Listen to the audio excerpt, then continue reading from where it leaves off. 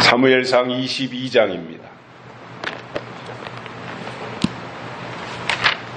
오늘 주시는 하나님 말씀 사무엘상 22장 1절과 2절 두 절의 말씀을 봉독해 드리겠습니다.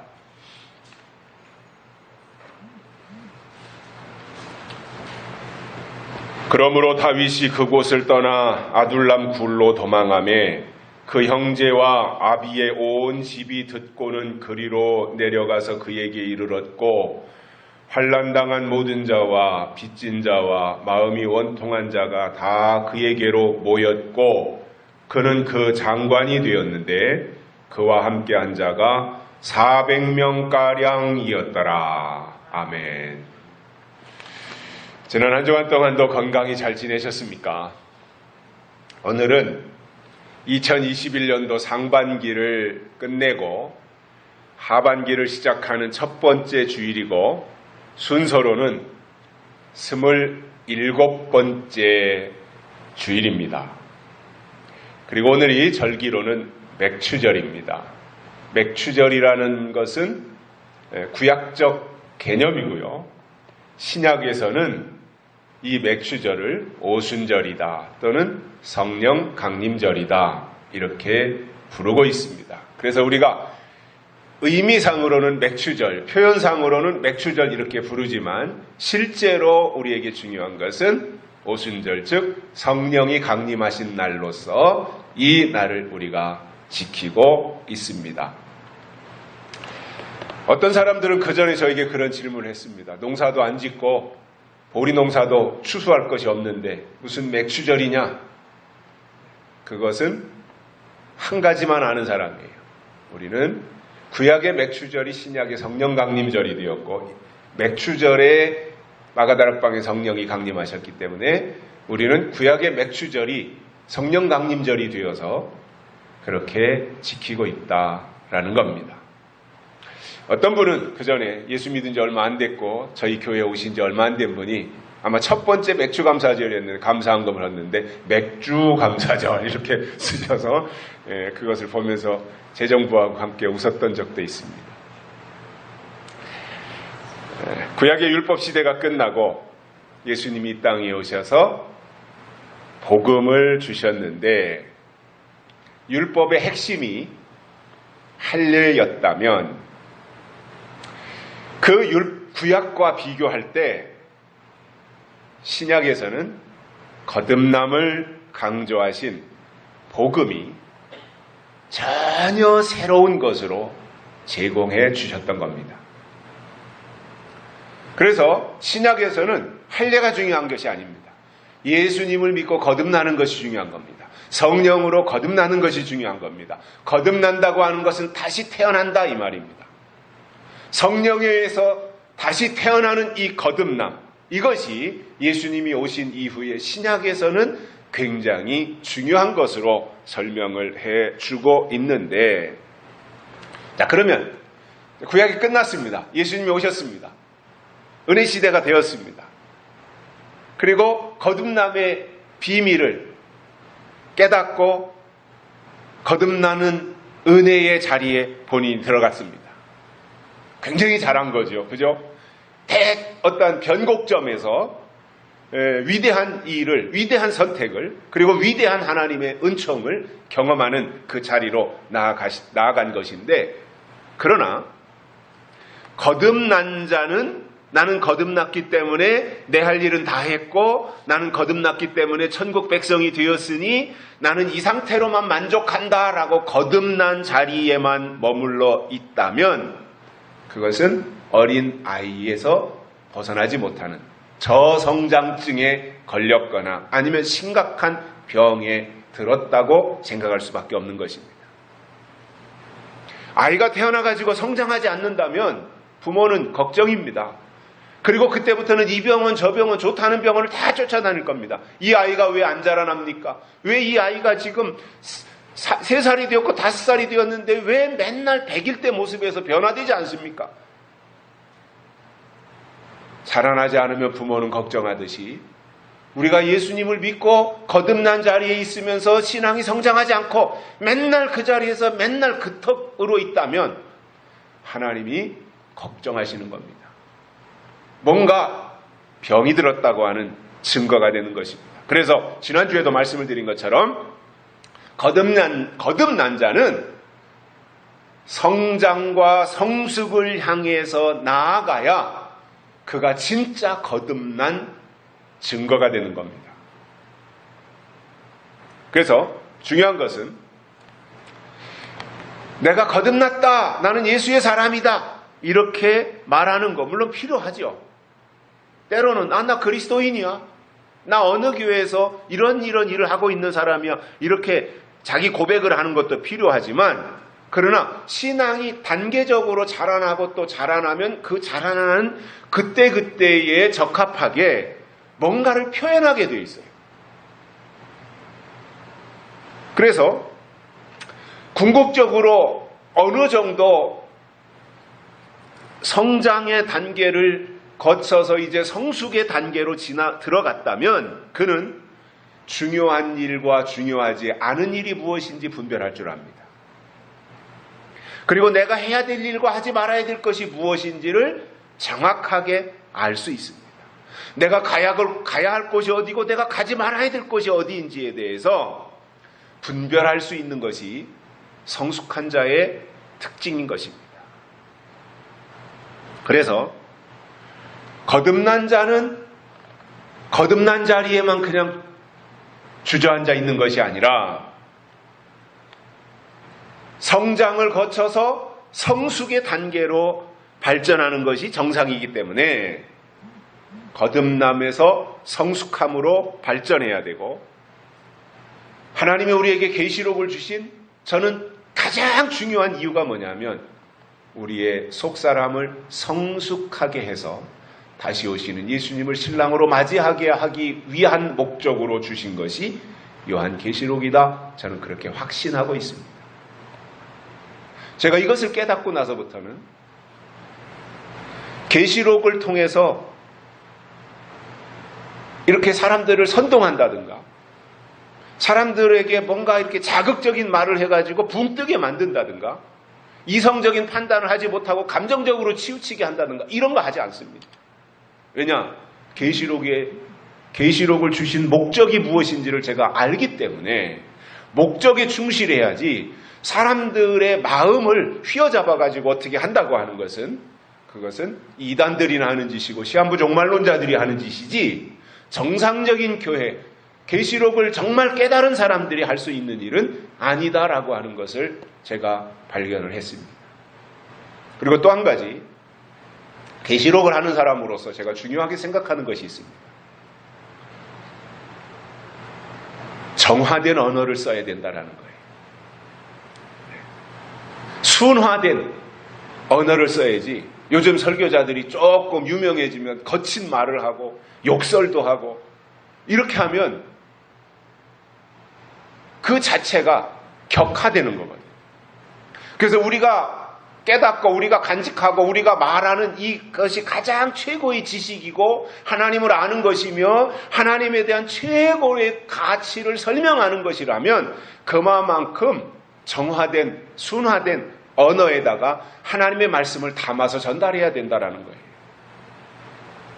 그래서 저는 단어 하나를 선택하는 데 있어서도 용어 하나를 선택하는 데 있어서도 이왕이면은 고급적인 것을 선택을 하지 저급한 단어를 쓰지 않으려고 노력을 하고 있습니다. 그리고 우리만 듣고 그때 웃고 끝날 것이 아니라 이제 유튜브를 통해서 누가 들을지 모르는 이 상황 속에서 표현 한마디가 잘못되어지고 거친 언어를 쓴다면 우리가 증거하는 계시록조차도 저급한 것으로 취급당할 수가 있게 되더라는 거예요.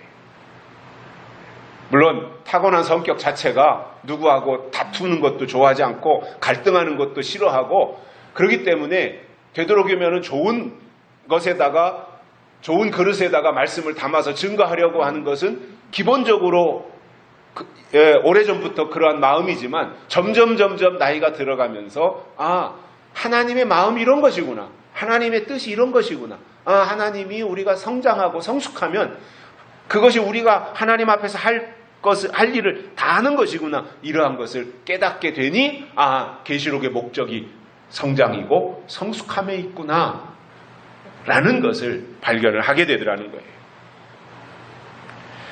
그래서 우리가 자라나야 되는데, 그러나 자라나는 과정에 보면 아픔이 있습니다. 성장통이라고 하죠. 아이들 또 키우다 보면 자라나는 과정 속에서 성장통이 있어요. 한 번은 우리 신영이 큰아들이 한 3살이나 4살 됐을 때 대산 할머니 집에 있다가 엄마가 보고 싶다 그래가지고 이제 그 신영이를 데리고 우리 집으로 갔는데 갑자기 뛰어다니는 아이가 갑자기 쩔뚝거리는 거예요. 깜짝 놀랐죠. 쩔뚝쩔뚝 하면서. 근데 아프다고는 안 하는데 쩔뚝거리는 거예요. 심하게. 지 엄마도 놀래고. 그래서 병원으로 데려가 보니까 성장통이라는 거예요. 아무 문제가 없다. 이건 성장통이다. 한 인생이 태어나서 성장하는 과정 속에도 성장통이 있는 것이고, 또 영적으로나 모든 면으로 볼 때 과정 속에서 누구에게나 다 아픔이 있지만 그 과정 속에서 점점점 더 완성품으로 되어 가는 것입니다. 여러분, 사무엘상에는 아둘람굴이라는 유명한 동굴 이야기가 나오는데, 사울이 이제 폭정을 하는 거예요. 사울 왕이 점점 잔인해지는 거예요. 그래서 제사장들을 막 잡아다 죽이는 그 일들을 하는 모습을 보고는 다윗이 이대로 있다간 나도 어떻게 될지 모르겠다. 물론 계속 쫓기는 신세였고 사울이 다윗을 죽이려고 계속 찾아다니는 그 상황 가운데서 제사장들을 막 잡아다 죽이니까 이대로 있다가는 안 되겠다. 이렇게 위기를 느끼고 다윗이 사울을 피해서 도망간 곳이 블레셋 땅이었던 겁니다. 블레셋과 다윗의 관계는 별로 좋은 관계가 아닙니다. 왜냐하면 블레셋의 골리앗을 다윗이 물리친 사람이잖아요. 그 소문이 다 났을 거 아니에요. 블레셋 땅에도. 그런데 아무튼 그 땅 거기에 들어가서 막상 보니까 엄청난 다윗이 도전을 받고 불이익을 당하는 상황이니까 안 되겠다. 내가 이대로 있다가는 여기서 블레셋에도 내가 어떻게 될지 모르겠다 해가지고 다윗이 거기서 미친 짓을 하죠. 막 침을 질질 흘려가면서 수염에 침을 흘리고 말도 이상하게 하고. 그러니까 사람들이 볼 때 아이고 저거 골리앗을 물리칠 때 다윗이 아니구나. 다윗이 실성했구나. 다윗 저 이제 뭐 별로 가치가 없는 사람이구나 취급을 하도록 만들고는 어느 날 이제 다시 도망쳐가지고 이스라엘 땅으로 들어와서 숨은 곳이 아둘람 굴이었던 겁니다. 자, 여러분, 다윗은 분명 사무엘 선지자로부터 차기 왕으로 기름 부음을 받은 사람입니다. 사울이 죽으면 다윗이 왕으로 등극하는 것은 시간 문제인 상황이었던 겁니다. 그런데 기름 부음 받은 자가 행색이 이렇게 남루하고 초라하기에 도무지 어느 곳을 쳐다보더라도 왕이 될 기미는 보이지 않았던 거예요.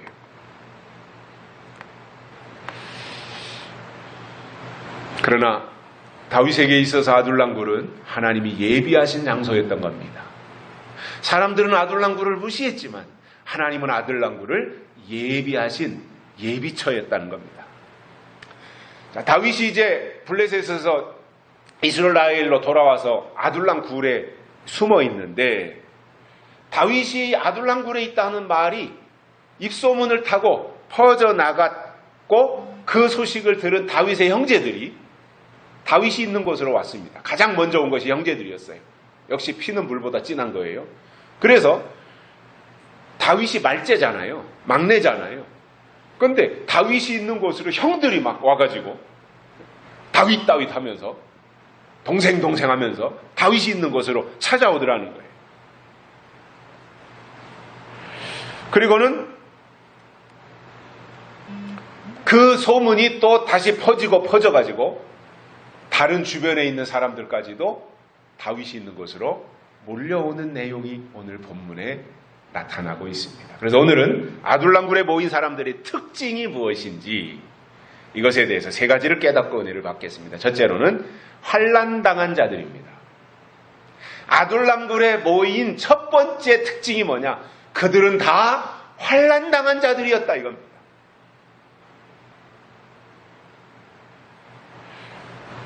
여러분, 사람들이 많이 모인 곳에 가면 유난히 눈에 띄는 사람들이 있습니다. 어떤 자리에서는 키가 훤칠하게 크고 몸매가 잘 빠졌다든가, 아니면 인물이 장동건이처럼 아주 뛰어나다든가, 또는 거침없이 말을 잘해서 사람들 청중을 사로잡는다든가, 아니면 유머가 뛰어나서 사람들을 재밌게 만든다든가, 이러한 사람들이 이제 눈에 띄는 사람들이고 사람들을 사로잡을 수 있는 사람들입니다. 성경에도 보면 인물이 좋은 사람들이 있었는데 요셉도 그랬고 다니엘도 그렇고 다윗도 성경 표현대로 보면 그 시대에 잘생긴 사람들이었습니다. 성경이 다윗을 어떻게 표현하냐면은 얼굴이 붉고 눈이 빼어나고 그리고 아름답더라 이렇게 설명하고 있습니다. 그러니까 아마 성경이 그때 당시에 수천 년 전에 성경을 기록할 때 이 정도로 썼는데 이것을 요즘 말로 바꾼다면 아마 꽃미남 이런 쪽이 아니었을까 그렇게 생각이 들어요. 물론 다윗이 아둘람굴에 숨어 있을 때 아무런 영향력이 없어요. 그냥 사울을 피해서 사울이 두려워서 도망다니는 상황이었던 겁니다. 그런데 어느 날부턴가 형제들이 몰려오더니 또 사람들이 다윗이 있는 곳으로 꾸역꾸역 찾아오기 시작하는 거예요. 그런데 그들이 하는 말이 뭐냐? 다윗에게로 가야 산다는 말을 들었다. 이제는 다윗 시대가 온다. 사울 시대는 이제 무너지고 다윗이 왕이 되는, 그래서 다윗이 통치하는 다윗 시대, 다윗 세상이 온다라는 말을 들었다는 것이고, 그리고 다윗에게로 가야 환난을 이길 수 있다, 이런 말을 듣게 된 겁니다. 그래서 환난 당한 자들이 다윗이 있는 곳으로 온 거예요. 다윗에게로 가야 우리가 환난을 이기지, 이 환난을 이길 수 있는 방법은 없다. 그러면 그 당시에 사람들에게 환난이 뭐였어요? 사울이 가하는 어떤 제재, 사울이 가하는 어떤 탄압, 이런 거였지요. 제사장들을 막 죽이고 할 정도였으니까. 그러니까 사울은 자기를 공격하거나 자기와 생각이 다른 사람들을 향해서는 죽이거나 아니면 탄압하거나 박해하거나 핍박하거나 이렇게 했을 것이고, 그것을 받아들이는 입장에서는 그것이 환난이었던 거죠.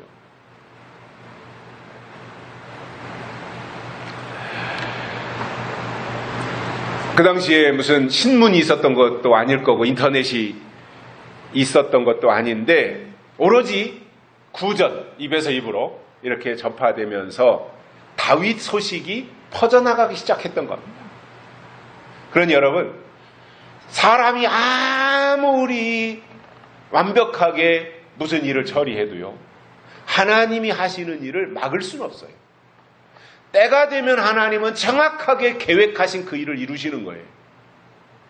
사울이 아무리 다윗의 시대가 오지 못하게 가로막았을지라도 하나님은 아무도 예상하지 못했던 초라한 아둘람 굴에 하나님이 다윗을 데려오셨고, 그리고 거기에서 새로운 시대를 예비하는 이 역사적인 상황을 만들고 계셨던 겁니다.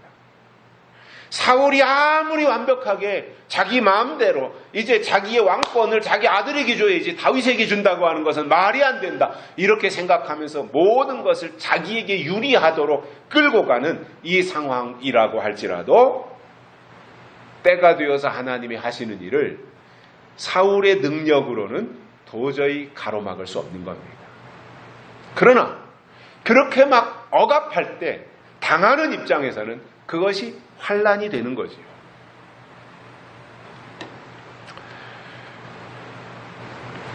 그래서 입에서 입으로 전파되는 다윗에 대한 소식을 사람들이 듣고 그것을 들을 줄 아는 귀가 열린 사람들이 다윗이 있는 곳으로 모여들었던 것입니다. 자, 우리가 일반적으로 예상하기로는 뭔가 새로운 일을 도모하기 위해서는 힘도 있고 돈도 있고 백도 있고 정치력도 있고 이런 사람들이 모여야 일이 성사되는 겁니다. 세상 일들을 보면.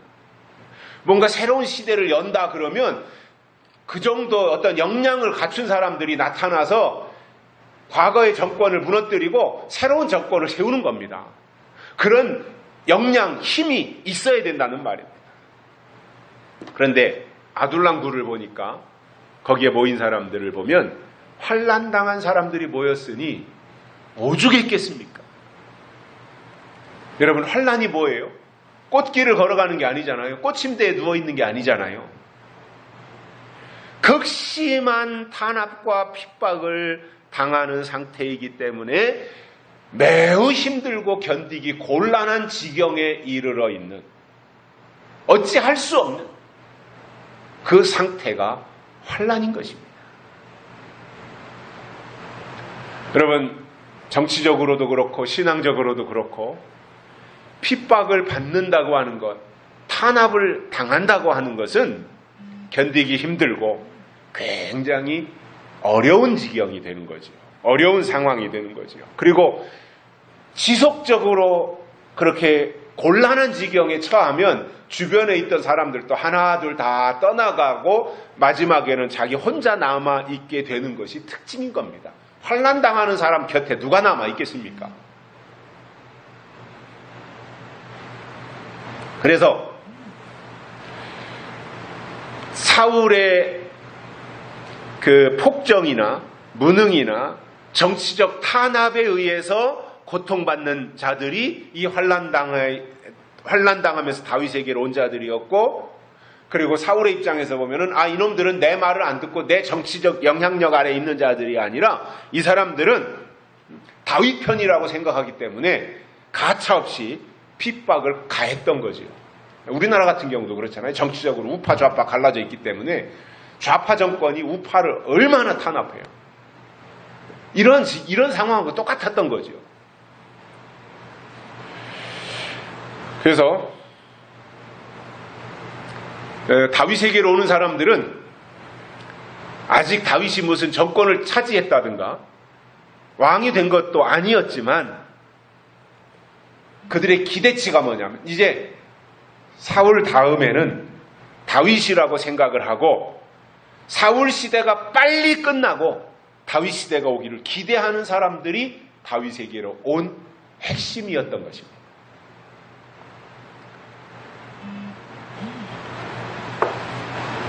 자, 그러면 이처럼 다윗에게로 모여온 사람들의 공통점을 보면 그들이 이제 환난을 당한 사람들이었는데, 그러나 이것을 또 역으로 생각을 해보면 환난 당한다고 다 다윗에게로 왔겠냐 이거예요. 그러니까 특별하게 하나님이 세우신 사람들이 다윗이 있는 곳으로 모여들었을 텐데, 어찌 보면 하나님의 일을 감당할 사람들이 환난이라고 하는 과정을 통과하지 않고 쓰임받을 수가 있었겠는가? 다듬어지지 않고 그분이 쓰시겠는가? 다듬어야 되잖아요. 다듬는 것 자체가 뭔가 이게 나무를 산에 가서 잘라다가 이것은 내가 곡괭이자루, 이것은 낫자루, 이것은 작대기 이런 거로 쓰려고 목적을 가지고 산에 가서 나무를 잘라왔으면 그것을 가지고 이제 내 용도대로 쓰기 위해서 다듬을 거 아니에요. 다듬는 과정이 나무에게는 굉장한 고통이고 아픔일 수 있어요. 그러나 그렇게 잘 다듬어 놓고 농부가 용도대로 쓰는 것처럼 하나님도 마찬가지라는 거예요. 다듬지 않고 쓰시겠냐는 거예요. 다듬는 과정이 환난이더라는 겁니다. 성경에도 보면 광야가 없이 가나안 땅에 들어갈 수 있었느냐 말이에요. 백성들의 입장에서는 광야가 없이 출애굽해서 그대로 구름을 타고 가나안 땅에다가 떨어뜨려 줬으면 굉장히 좋았을 거예요. 편하니까요. 그런데 하나님의 목적은 단순히 가나안 땅에 들어가서 히브리 민족의 인구를, 종족을 보존하는 것이 목적이 아니라 하나님의 계획이 있는 거잖아요. 이스라엘을 통한 하나님의 계획이 있는 거잖아요. 그 계획을 이루기 위해서는 반드시 하나님의 손에서 고난이라고 하는 과정을 통과하면서 다듬어져야 되고 새로 지으심을 받아야 됐던 겁니다. 그래서 광야가 뭐냐면 고난인데, 그 고난의 광야는 뭐냐면 새로 지으심을 받는 곳이었습니다. 성경에 보면 수많은 사람들이 환난을 당했는데 그 중에 가장 큰 고통을 당한 사람을 한 명만 딱 꼽으라고 한다면 저는 서슴없이 욥을 들 것 같아요. 욥. 엄청난 자식들 10남매가 다 죽지요. 그거 감당할 수 있습니까? 재산도 다 날아가죠. 아니, 재산 날아가는 건 또 그렇다 쳐요. 종들도 다 날아가 버렸죠. 양떼니 소떼니 다 없어졌죠. 그것을 견뎌낸다고 하는 것이 절대로 쉬운 일이 아닌데 욥은 그것을 다 견뎌내잖아요. 그래서 욥을 통해서 보여주시는 믿음이라고 하는 것이 뭐냐면 고난의 현장을 묵묵히 견뎌내고 이겨내는 거예요. 하나님이 그걸 보시는 거죠.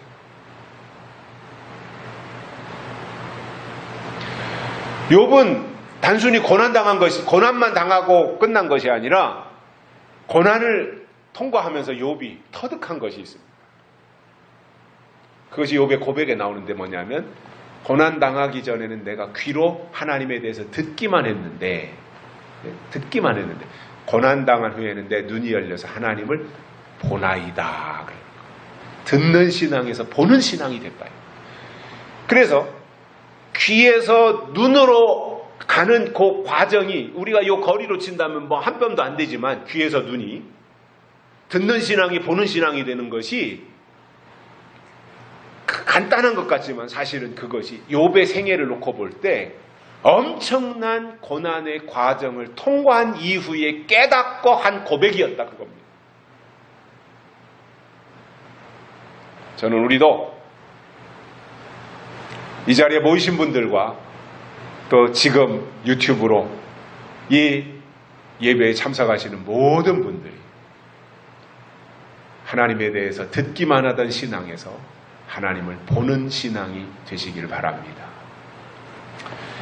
이게 욥입니다. 눈이 열렸던 겁니다. 엄청난 축복을 하나님이 욥에게 해 주시고 그 이후에 잃어버렸던 모든 것에 다 갑절로 다 채워주시는 엄청난 그 뛰어난 은총을 경험하게 됐던 거지요. 다윗 자신도 보면 엄청난 환난을 당하고 있지만 환난당하는 다윗의 주변으로 모여든 사람들도 보니까 똑같이 환난당하는 사람들이다라 이거예요. 그러니까 공통 분모가 있었던 거죠. 그러니까 만나보니까 그런 고난 나 혼자 당하는 줄 알았더니 당신도 그 고난 당하셨군요. 아이고 당신만 당하는 줄 알았더니 저분도 그 고난을 당하셨군요. 그 과정을 통과하셨군요. 이렇게 하니까 거기에 모인 사람들이 정말 헐벗고 굶주리고 가진 것이 없는 초라한 인생들이었지만 만나서 얘기해 보니까 통하는 게 있더라 이겁니다.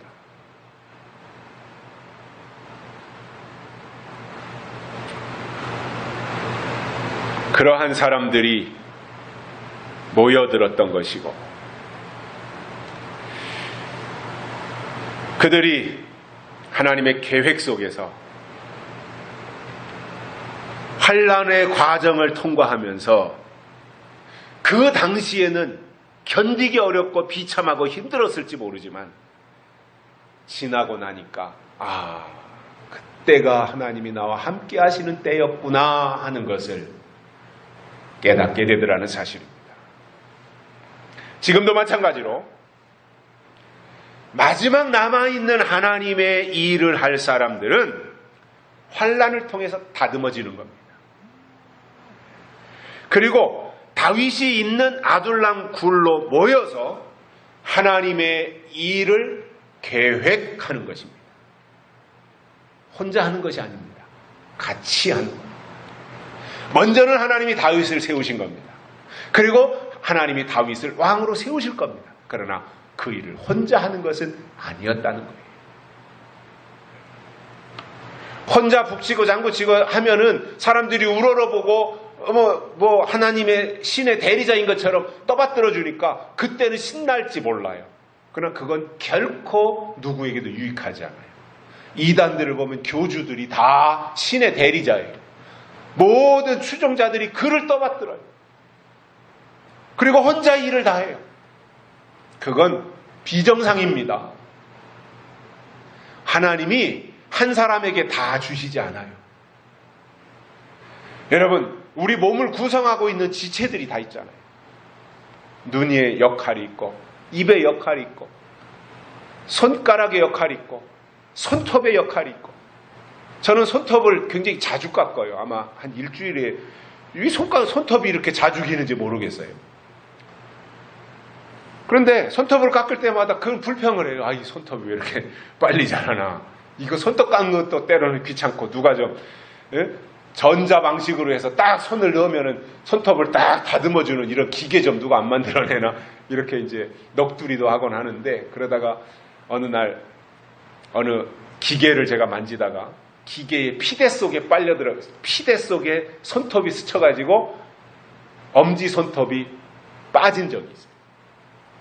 엄지 손톱이 빠져버렸어요. 그래서 이제 서산 중앙병원에 가서 간단한 시술을 했죠. 그냥 내가 놔두면 손톱이 이상하게 나온다는 거예요. 그래서 다시 다 꿰매가지고 손톱이 나오도록, 뿌리는 안 다쳤다고 하니까 이렇게 이제 다 조치를 하고 이제 나왔는데, 그 뒤로 보니까 이제 손톱이 조금씩 좀 시간이 지나면 나와가지고 지금 이렇게 정상적으로 손톱이 다, 엄지 손톱이 다 있거든요. 근데 엄지 손톱이 빠졌는데 역할을 못하는 게, 뭐 젓가락질하고 숟가락질하고 큰 거는 만지는데 쬐깐한 것들 있잖아요. 예를 들어서 방바닥에 머리카락이 떨어진 걸 집으려니까 엄지 손톱이 없으니까 못 집어요. 바늘이 떨어진 걸 집으려니까 못 집는 거예요. 아하, 손톱도 역할이 있구나. 여러분, 발톱이 없다고 생각해 보십시오. 도대체 발톱의 역할이 뭡니까? 발톱이 없다면 다름박질 할 때 뒤뚱거려서 못 달려요. 그게 딱 발가락의 힘을 지탱해 주는 거예요. 역할이 다 있는 겁니다.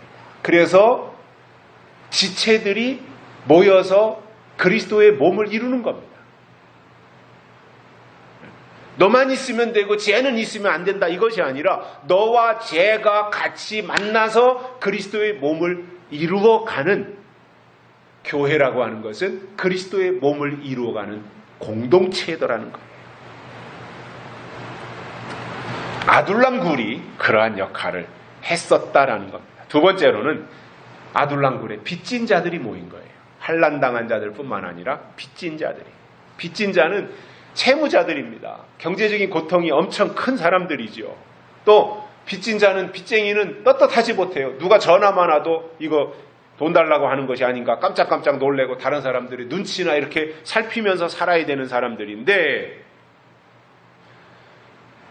이 사람들이 빚에 시달리고 빚에 쫓기다가 다윗한테 가서 내 빚 좀 갚아달라고 한 사람들이 절대로 아니었던 겁니다.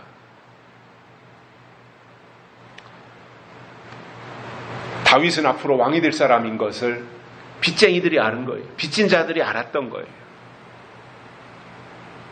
그리고는 내가 더 이상 여기서 이렇게 시달리고 고달프게 사느니 다윗에게로 가서 마음 편하게 살자, 이러한 마음도 있었을 겁니다. 좋은 목적을 가지고, 좋은 뜻을 가지고 다윗에게로 왔는데, 환난당한 사람들이 온 것도 지금 그들의 역할이라는 게 별스럽지 않은데, 빚진 자들까지 거기에 합류했으니, 환난당한 자와 빚진 자들이 다윗 주변에 모여 있으니까 밖에서 다른 사람들이 볼 때 다윗 공동체를 어떻게 보겠습니까? 저놈들은 그냥 양아치들만 모여 있는 거구나, 이렇게 생각하지 않겠어요? 저건 양아치 집단이구나, 이렇게 생각했지 않겠습니까? 적어도 좀 뭔가 다윗이 새 시대의 주인공으로 이렇게 등극하려고 준비하는 과정이라면 그래도 다윗에게로 모여드는 사람이 재산도 있는 사람들, 그런 사람들이 좀 와야 뭔가 미래에 대한 계획도 세우고 새로운 일들을 도모할 수 있는데, 빚진 자들만 왔으니 오히려 다윗이 그 사람들을 도와줘야 될 판이었단 말이에요.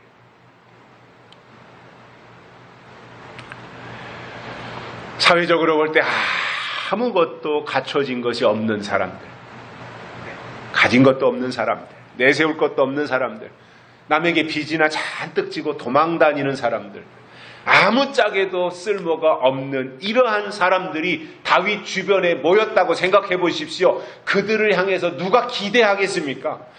다윗이 금방 왕 되겠구나, 이거 생각할 사람 누가 있겠어요? 삼척동자도 그 생각 안 합니다.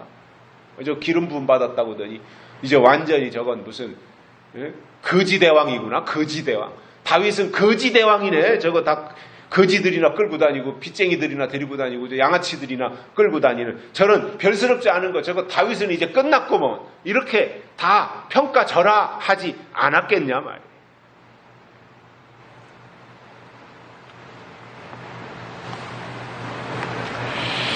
그러나 저는 이 부분을 이런 생각을 가지고 접근을 해봤습니다.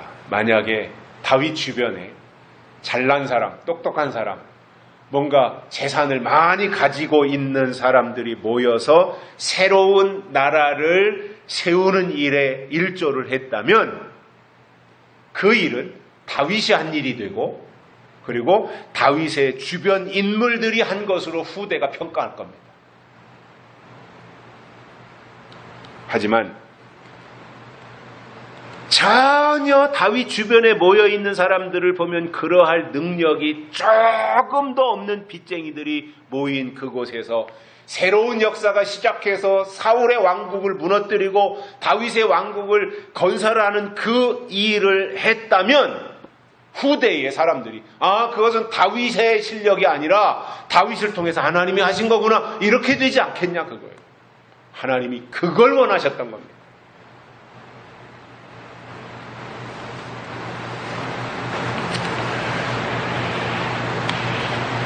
그래서 후대의 사람들은 그런 평가를 내렸을 거예요.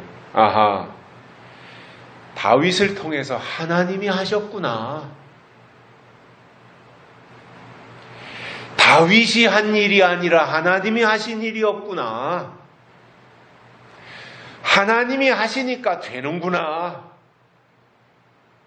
이게 얼마나 멋있는 말이에요. 사람들은요, 자기 이름을 내고 싶어 해요. 그러나 하나님은 하나님 이름을 내고 싶어 하시는 거예요. 그래서 하나님이 이 일을 시킬 사람들은 고꾸러뜨리시고, 그리고 나서 하나님이 개입하셔서 하나님이 계획한 일을 이루시더라 이거예요. 그러니까 볼 때 저 사람은 능력도 없고 별스럽지 않고 아둘랑거리고 빚쟁이들이고 환난당한 자들이고 그런 사람들이 모여 있었는데 그 일이 되네, 하나님이 하시는 일이구나, 이렇게 평가를 받기를 하나님이 원하시더라는 겁니다. 여러분, 하나님의 일을 이루어가는 데 있어서 빚진 자면 어떻습니까? 절름발이들이 모여 있으면 어떻습니까? 사회적으로 소외된 자들, 인정받지 못하는 사람들, 내세울 것이 전혀 없는 사람들이면 어떠냐 말이에요. 그들 속에 하나님의 약속이 있으면 되지 않겠냐는 거예요. 다윗 시대가 온다. 이제는 다윗을 하나님이 세울 것이다. 아직은 아니지만 얼마 지나면 하나님이 다윗을 통해서 하나님의 일을 이루시고 이스라엘의 새로운 왕국을 세우실 것이다. 그것을 알고 사울은 하나님이 이제 버리셨고 다윗이 하나님과 함께하는 약속의 사람이라는 것을 알고 다윗에게로 합류하는 것이 축복이었던 거지요. 그러한 사람들이 몰려왔다 그겁니다. 예수님이 이 땅에 초림하셨을 때 예수님이 부르신 12 제자들을 보면 그때도 변변한 사람들이 하나도 없었어요. 12명을 예수님이 부르셨는데 부르실 때 예수님에게로 달려온 사람들 처음부터 예수님을 인정하고 달려들었겠습니까? 미심쩍지만 그래도 뭔가 하는 일이 특별하니까 예수님 주변에 머물러 있었을 텐데 그들의 면면을 보면 어부들이고 세리였던 사람이에요. 그 당시에 세리는 공무원이었지만 가장 부패한 사람을 대표하는 사람이었잖아요. 세리가. 부패한 사람이에요. 그러니까 누구도 그를 아주 그냥 악덕업자처럼 생각을 하고 지긋지긋하게 생각을 하지 존중하는 사람들이 아무도 없었던 것이 세리였던 거잖아요. 그러한 사람들이 예수님을 따라다녔기 때문에 예수님을 그 당시에도 인정하지 않아요. 거지왕 김춘삼이처럼 다 그런 식으로 생각하는 거예요.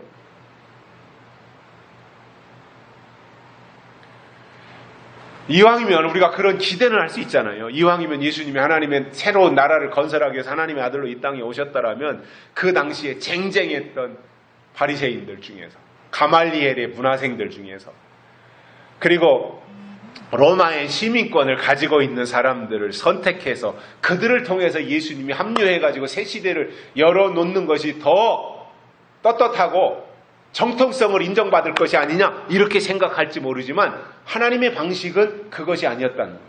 여러분 불교가 포교 활동을 하는 것과 기독교가 들어와서 전도 활동을 하는 것과는 전혀 달라요.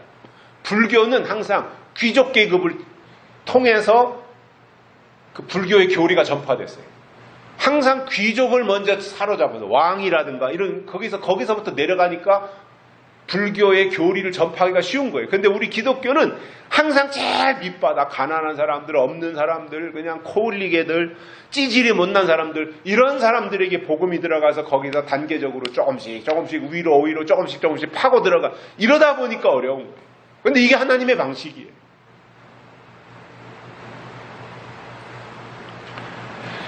빚진 자라고 하는 것은 찌질이 가난하다라고 하는 의미가 됩니다. 근데 예수님이 팔복을 말씀하시면서 이런 내용을 말씀하셨어요. 심령이 가난한 자는 복이 있나니 천국이 저희 것입니다. 이렇게 말씀하셨는데 우리는 하나님 앞에 빚진 자들로서 복음 앞에 빚진 자들로서 심령이 가난해야 아둘람 굴이 보이고 그리로 찾아갈 수 있다는 겁니다. 대개 사람들은 유명한 사람이 보여요. 아이고 유명한 저기 뭐 얼마나 많이 모여 저분의 설교를 듣는 게 이야 이거 아무나 들을 수 있는 대개의 사람들은 그게 보여요. 큰 게 보이고 유명한 게 보이고 그런 게 보이는 거예요.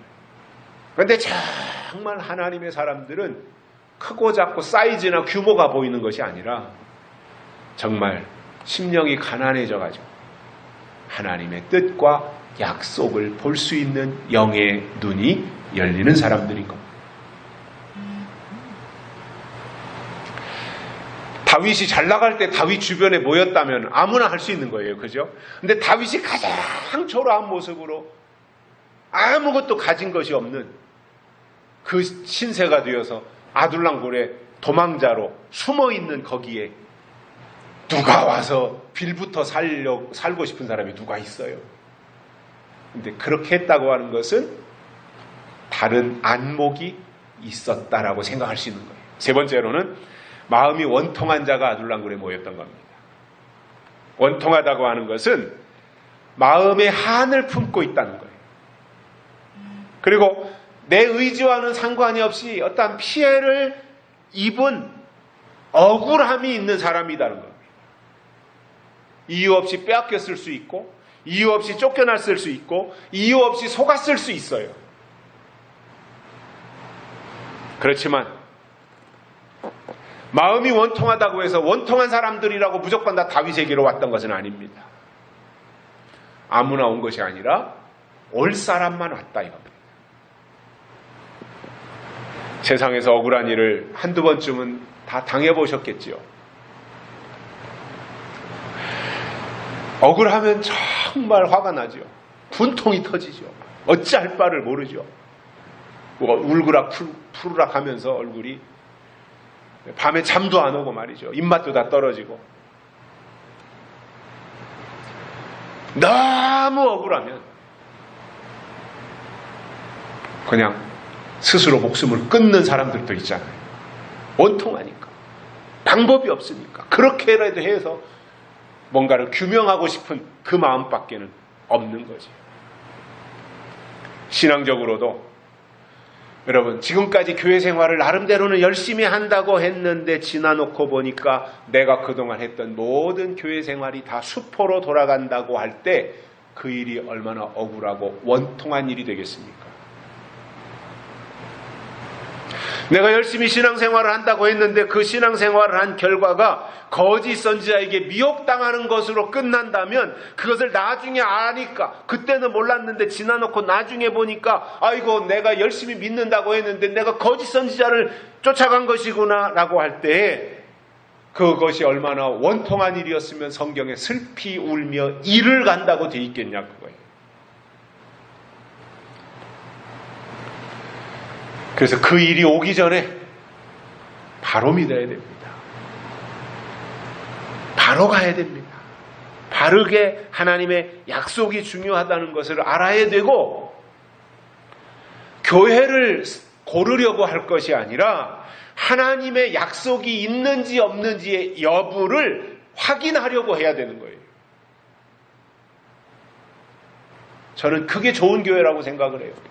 사람들이 많이 모이고 웅장하고 오케스트라를 갖춰놓고 부목사님도 여러분들이 계시고 장로님들, 당회원들이 수십 명 있고 좋은 교회일 수 있어요. 그러나 그게 다가 아니라는 말입니다.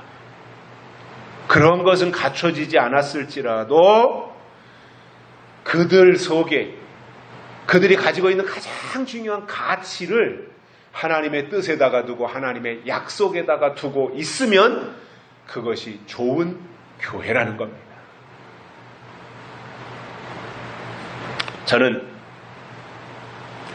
400명이 아둘람굴에 모였는데 그들은 과감하게 사울을 등지고 떠나온 사람들이에요. 그들이 다윗에게로 간 것을 사울이 알면 400명도 몰살당할 수 있어요. 삼족이 멸할 수 있어요. 그것을, 그 위험을 감당하면서도 다윗에게로 온 거예요. 사울로부터 엄청난 불이익을 당할 수 있어요.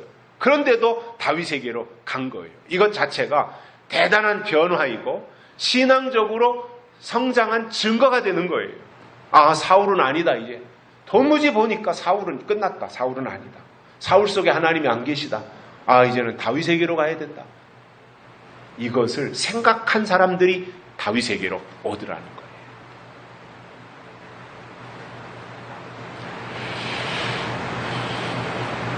여러분,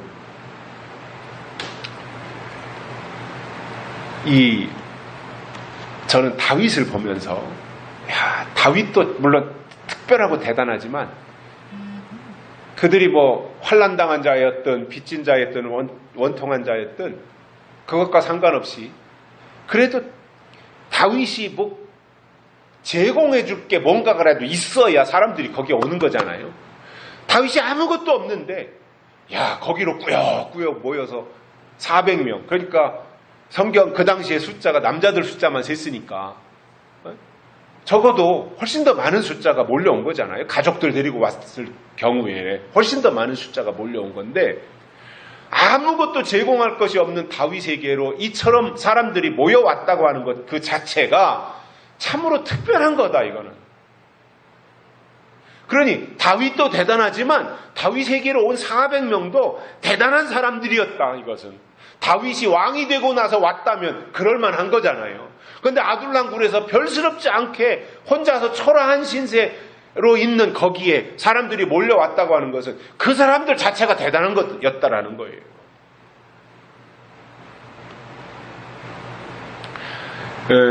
제가 20대 초반에 읽었나요? 그 소설을 수호지라고 하는 중국 소설이 있어요. 수호지. 네, 그 배경이 수호지의 배경이 중국의 양산박이라고 하는 지역이 있습니다. 그 지역에서 일어나는 일들을 배경으로 쓴 것이 이 수호지라는 책인데 그 수호지의 배경이 된 양산박은 그 당시에 좀도둑 떼들이 모여 살던 곳이에요. 그러니까 그냥 문제아들이 모여 있는 거죠, 거기에. 누구도 뭐 주목하지 않아요. 그 지역, 양산박이라는 지역을 누구도 거들떠 보지도 않고 그냥 귀찮게 생각하는 그런 지역이에요. 왜냐? 도둑대가 모여 살고 있는 곳이니 그 오죽했겠습니까? 그러니까 내버려 뒀던 거죠. 그러다가 세월이 지나면서요, 영웅 호걸들이 양산박으로 모여들기 시작하는 거예요. 뭔가 영웅 호걸들도 있다가 불이익을 당하니까 쫓겨나기도 하고, 쫓겨나면 이제 양산박으로 오고, 그렇게 해서 세력이 점점점 커지기 시작한 거예요. 그리고 대단한 사람들이 거기에 합류하기 시작했던 거예요. 시간이 지나면서. 그러니까 관군들도 이제는 양산박을 건드리지 못할 지경이 된 거예요. 세력이 엄청 커져가지고. 그러니까 그들이 마음만 먹으면 무엇이든지 다 할 수 있는 정도까지 됐던 겁니다. 처음에는 별스럽지 않은 쬐깐한 좀도둑들이나 모여 지내던 그곳이 나중에는 대단한 인물들이 합류하면서 중국을 바꿔놓는 내용의 소설이 전개되는데, 저는 이 수호지의 내용을 기억하면서 수호지라는 소설, 양산박이 성경에 나오는 다윗의 아둘람 굴이구나. 제가 성경을 보면서 깨닫는 것이 있습니다. 하나님이 시대를 바꾸실 때 많은 사람들이 필요했거나 유명한 사람을 동원하시지 않았다라는 겁니다. 아브라함의 군대 318명을 보십시오. 그 숫자 가지고 네 왕 다섯 왕 전쟁에서 이긴 왕과 싸워서 전리품들을 다 뺐잖아요. 318명. 아브라함 집에서 길들여진 사람 318명이 그 큰 업적을 세운 거예요. 기드온의 300용사. 처음에 지원한 것은 수만 명이 지원했어요. 32,000명이었나요? 그런데 다 돌려보내요. 아니, 18만 명이나 되는 미디안의 군대와 싸우려면 3만 명 숫자도 부족한데 오히려 하나님이 기드온을 통해서 다 돌려보내요. 다 돌려보내고 마지막에 남은 자들이 300명을 가지고 미디안의 대군을 무찔렀던 거예요. 다윗의 400명이 사울의 30만 군대를 물리쳤어요. 물론 싸워서 물리친 것이 아니라 사울의 군대도 시간이 지나면서 보니까 이거 이제 사울한테 있다는, 우리도 다 죽게 생겼다. 이제 다윗에게로 가자 그래가지고 군대 장관들이 다 자기 군대, 어떤 데는 수천 명, 어떤 데는 수만 명 다 데리고 다윗에게로 와서 투항했던 거예요. 그래서 사울의 군대 38만 몇천 명이었나요? 30만 822명인가 되는 그 숫자를 다윗이 다 받아들인 거예요. 그래서 다윗의 군대가 됐던 거예요. 400명이 그 역할을 했다 이겁니다. 마가다락방에 120문도, 은혜 시대를 열어놓는데 120문도면 충분했던 겁니다. 하나님이 그들을 통해서 새로운 시대 열어놓으셨던 거예요. 성령의 시대 열어놓으셨던 거예요. 그래서 하나님의 뜻이 있고 그 시대에 하나님이신 명령이 있는 사람이 중요한 거지, 하나님의 뜻과 하나님의 때에 전혀 관심이 없는 머릿속이 텅 빈 숫자 아무리 많아도 어디다 쓰겠습니까? 그런 의미에서 시대를 알리고 그리고 이 시대에 지금 필요한 것이 무엇인지 외치는 사람은 다수라기보다는 그 상황에서 하나님의 이 일을 감당할 시대 정신을 가진 소수의 사람이면 된다는 거예요. 엘리야가 숫자가 많아서 바알의 선지자들과 싸워서 이긴 게 아닙니다. 하나님이 엘리야와 함께 하니까 이긴 겁니다. 한 명이면 어떻고, 두 명이면 어떻고, 10명이면 어떠냐 말이에요. 하나님이 함께 하시면 되지 않냐 그거예요. 아둘람 굴은 하나님이 함께 하시는 곳이었고 400명은, 그리고 다윗은 하나님이 함께 하는 사람들이었다 그 말입니다. 그러니까 그들을 통해서 하나님의 새로운 역사를 이루어 갔던 겁니다. 결론으로 다윗에게로 몰려왔던 이 사람들이 다윗 시대를 연 주인공이었다는 측면에서 볼 때 그들은 단순한 도망자들이 아니었습니다. 단순한 빚쟁이들이 아니었습니다. 단순히 환난당하는 사람들이 아니었다 그것입니다. 그들 속에는 뭔가 새로운 뜻을 찾고 새로운 왕을 찾아 나서는 사람들이었습니다.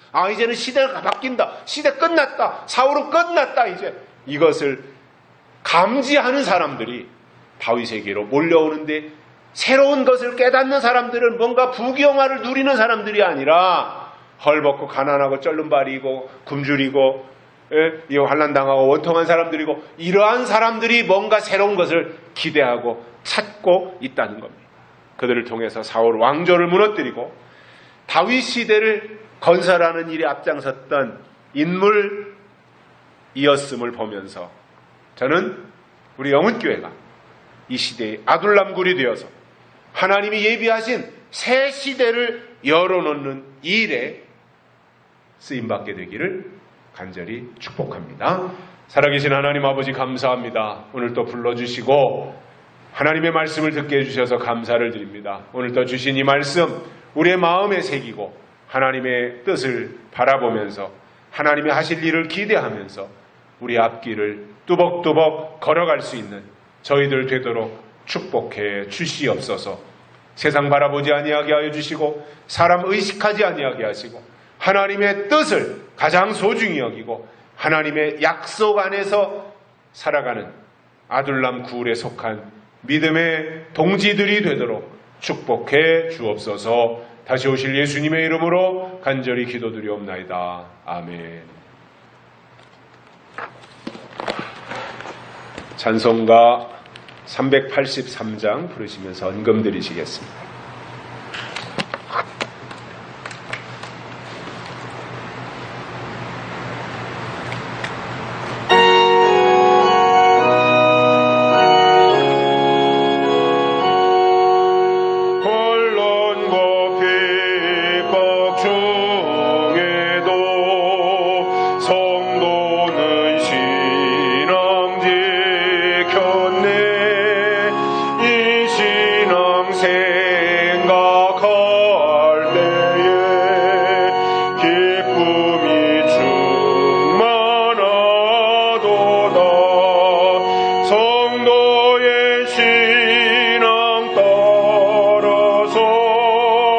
축도